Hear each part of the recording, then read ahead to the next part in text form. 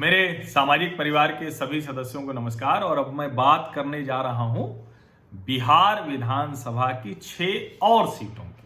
वो 6 और सीटें कौन सी हैं जो कटिहार लोकसभा में आती हैं। कटिहार लोकसभा की कौन सी 6 विधानसभा सीटें हैं? कटिहार, कड़वा, बलरामपुर, प्राणपुर, मनिहारी सुरक्षित और बरारी। यहां भी तृतीय चरण में ही चुनाव होना है। अभी सांसद हैं जनता दल यूनाइटेड के दुलाल चंद गोस्वामी। सबसे पहली कटिहार विधानसभा। कटिहार विधानसभा जातीय सांप्रदायिक आधार पर देखें तो मुस्लिम सबसे ज्यादा है, उसके अलावा हिंदुओं में ब्राह्मण, राजपूत, कुर्मी, पासवान, यादव ये अच्छी स्थिति में हैं। यानी ब्लॉक दोनों तरफ है और इसीलिए यहां प्रतिक्रिया में वोट खूब पड़ते हैं। भारतीय जनता पार्टी के तारकिशोर प्रसाद यहां से विधायक हैं और जिसको कहते हैं कि वो जो कहा जाता है ना कि क्रिया प्रतिक्रिया का सिद्धांत वो यहां देखने को मिलता है। और राष्ट्रीय जनता दल ने डॉक्टर राम प्रकाश महतो को यहां प्रत्याशी बनाया है।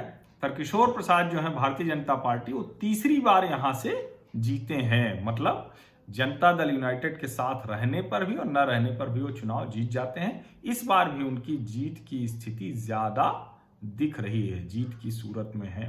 कड़वा विधानसभा, मुस्लिम और मुस्लिम के बाद यादव। अब ये समीकरण हो गया तो जाहिर है महागठबंधन के लिए बहुत श्रेष्ठ समीकरण है, आसानी से जीतते हैं। इसीलिए कांग्रेस के विधायक हैं यहां से डॉक्टर शकील अहमद खान, और फिर से शकील अहमद खान लड़ेंगे। पिछले चुनाव में चंद्रभूषण ठाकुर भारतीय जनता पार्टी के जो प्रत्याशी थे उनको 5,799 मतों से हराया था।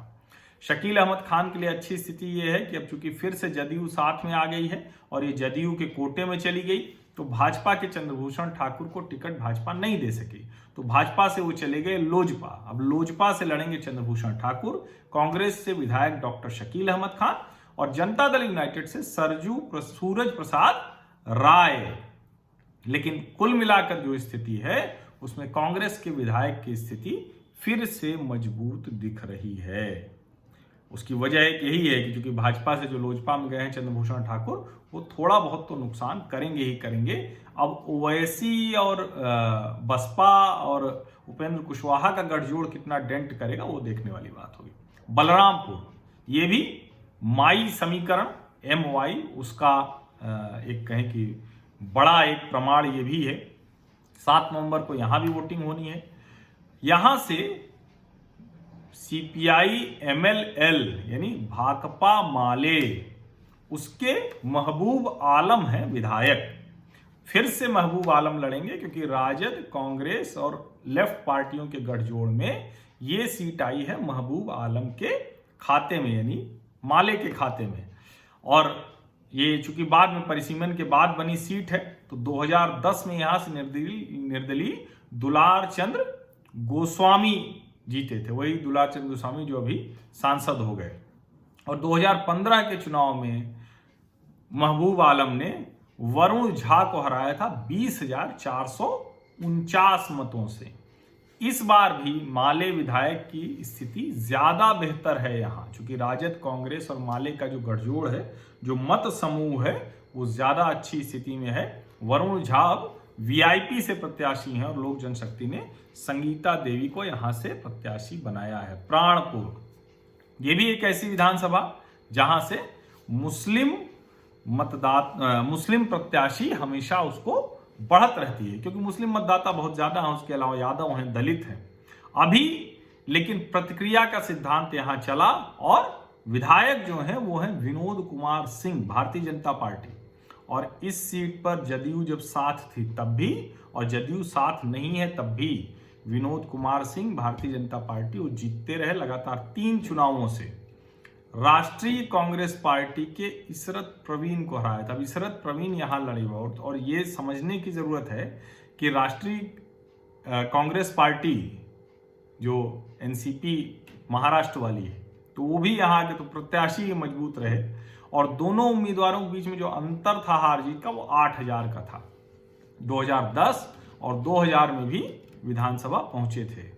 2005 फरवरी और अक्टूबर में जो चुनाव हुए थे उसमें नहीं, लगातार नहीं, 3 बार जीते थे विनोद सिंह, मैंने लगातार शायद बोल दिया था। महेंद्र नारायण यादव यहां से राजद के 2 बार जीते। अब कांग्रेस से तौकीर आलम, भाजपा से निशा सिंह, AIMIM से ख्वाजा हसन महमूदी और भाजपा की निशा सिंह की स्थिति इस सीट पर ज्यादा मजबूत दिख रही है।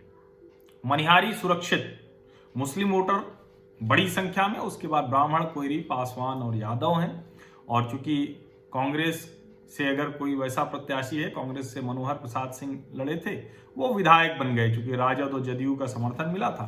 अब इस बार देखिए क्या होता है, क्योंकि ये सुरक्षित है, ये अनुसूचित जाति जनजाति के लिए सुरक्षित है, तो इसीलिए मनोहर प्रसाद सिंह को अवसर मिला और एलजेपी के अनिल कुमार उरांव को उन्होंने हराया था। अच्छा खासा अंतर था, 13,680 मतों का अंतर।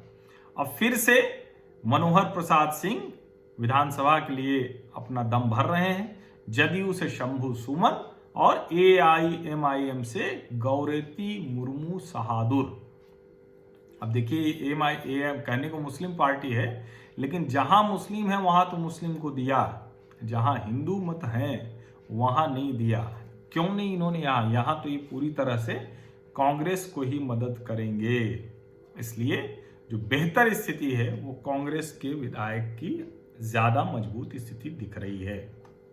बरारी विधानसभा ये भी तीसरे चरण वाली है। ज्यादातर सीटें जो है ये तीसरे चरण की हैं विधानसभा। नीरज कुमार राष्ट्रीय जनता दल के विधायक हैं और फिर से मैदान में है, विधानसभा पहुंचने के लिए पूरा दम लगा रहे हैं। जनता दल यूनाइटेड ने इस बार विजय सिंह निषाद को दे दिया है टिकट और पिछले चुनाव में नीरज कुमार ने भाजपा के उम्मीदवार को हराया था, विभाष चंद्र चौधरी। अच्छा खासा अंतर था, 14,336। हालांकि विभाष चंद्र पहले 2 बार 2005 अक्टूबर और 2010 इसमें विधानसभा चुनकर जा चुके हैं। अब राष्ट्रीय जनता दल के विधायक नीरज कुमार, जनता दल यूनाइटेड से विजय सिंह निषाद और AIMIM से राकेश यादव मैदान में हैं। कड़ा मुकाबला होगा राजद और जदयू के बीच में। तो कुल मिलाकर 24 लोकसभा सीटें मैंने आपको बता दी। तो 24 लोकसभा सीटें हो गई, उसमें आने वाली विधानसभा सीटें भी हो गई। सब में 6 विधानसभा है अभी तक जो मैंने बताया, तो 22 में 6 हैं और 2 में 7 हैं। तो आधी से ज्यादा विधानसभा सीटें मैं कवर कर चुका और इसी तरह से सभी 243 विधानसभा सीटों के हर समीकरण के बारे में मैं आपको बताऊंगा, जिससे कि जिस दिन वोटिंग हो रही है 28, 3 और 7 तारीख को, या जब नतीजे आए 10 नवंबर को, तो आपको साफ साफ समझ में आए कि आखिर किस वजह से कौन सी पार्टी, कौन सा प्रत्याशी जीता। आप लोगों का बहुत बहुत धन्यवाद। जो लोग अभी तक सब्सक्राइब करके मेरे सामाजिक परिवार के पक्के सदस्य नहीं बने हैं, सब्सक्राइब कर लीजिए, नोटिफिकेशन वाली घंटी दबा दीजिए। बाकी का काम मैं करता रहूंगा। और आप लोगों से बहुत लोगों के मैसेज आ रहे हैं कि आप एक ज्वाइन बटन लगा दीजिए, जिससे सीधे हम आपको मंथली पैसे दे सकें, आर्थिक सहयोग दे सकें। और निश्चित तौर पर चूंकि मैं पूरी तरह से अब स्वतंत्र पत्रकारिता और उसका बड़ा हिस्सा इस YouTube के जरिए होने वाली पत्रकारिता है, तो एक आर्थिक सहयोग की जरूरत होती है, लेकिन मैंने तय किया और अभी तक मैं उसको आसानी से कर पा रहा हूं। मुझे बहुत मुश्किल नहीं दिख रही है, इतने बहुत ज्यादा पैसे नहीं चाहिए होते हैं अगर आप ठीक से काम करना चाहते हैं, तो इसलिए अभी मैं ज्वाइन का बटन नहीं लगा रहा हूं। लेकिन आप लोग लगातार कह रहे हैं, अगर ऐसा कभी लगेगा तो सोचेंगे। फिलहाल ऐसा कोई बटन नहीं है। और आप लोग जो सीधे मदद करना चाहें, वो मेरा व्हाट्सएप नंबर इसके डिस्क्रिप्शन में है। अगर आपको लगता है कि मेरी ये जो कोशिश है उसको समर्थन देना चाहिए, तो आप उस पर भेजेंगे मुझे, तो मैं आपको डिटेल भेज दूंगा, जानकारी भेज दूंगा। दूसरा, अगर आप मेरी ब्रॉडकास्ट लिस्ट में जुड़ना चाहते हैं तो आप अपना नाम और कहां से हैं लिख के भेजिए, तो मैं आपको ब्रॉडकास्ट सूची में जोड़ूंगा। लेकिन ब्रॉडकास्ट सूची व्हाट्सएप की सिर्फ और सिर्फ आपको संदेश भेजने के लिए है, मैं उसमें व्हाट्सएप चैट नहीं करूंगा, ये अभी से स्पष्ट कर दूं, वरना आप में से कई लोगों का मैसेज आता है कि हमने इतनी बार भेजा, आपने देखा नहीं, आप देख नहीं रहे, तो ये नहीं हो पाएगा। ये पहले से बता दूं। अगर आपको सिर्फ मैं कब लाइव आ रहा हूं, कौन से वीडियो अपलोड कर रहा हूं, किस चैनल पर हूं, नया कोई लेख लिखा क्या, इसकी जानकारी चाहिए सीधे, आपके व्हाट्सएप के चैट बॉक्स में, तो मुझे अपना नाम और कहां से है वो लिख के भेज दीजिए। बहुत बहुत धन्यवाद।